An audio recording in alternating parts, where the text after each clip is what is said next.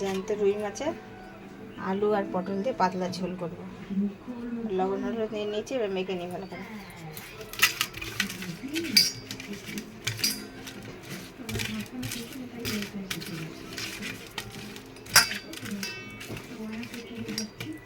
কড়াই গরম হয়ে গেছে, তেল দিয়ে দিই।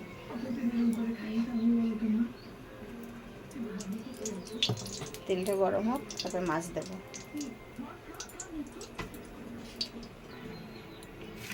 হলুদ মাখানো হয়ে গেছে, বড় বড় জ্যান্ত রুই মাছ।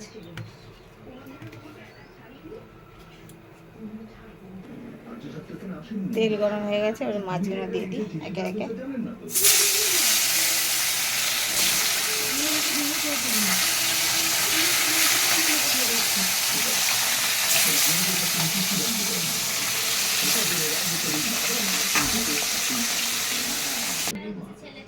মাছ ভাজা হয়ে গেছে, কড়াই তেল দিচ্ছি, জিরে ফোড়ন দিই।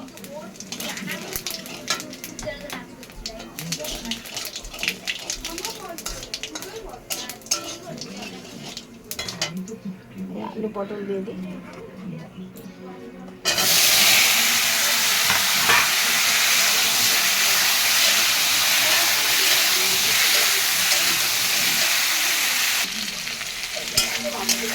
আলু পটল ভাজা হয়ে গেছে, চেরা কাঁচা লঙ্কা দিয়ে দিই, আদা জিরে বাটা দিয়ে দিই, লবণ আর হলুদ দিয়ে দিই।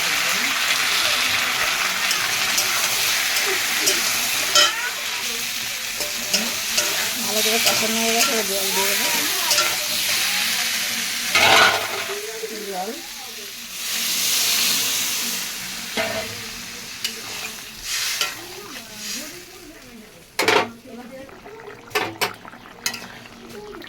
আলু সেদ্ধ হয়ে গেছে, পটল সেদ্ধ হয়ে গেছে, মাছ দিয়ে দিই।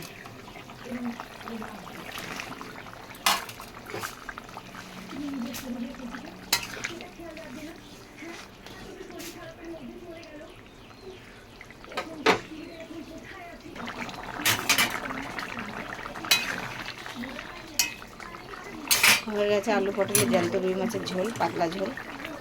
এবার ঢেলে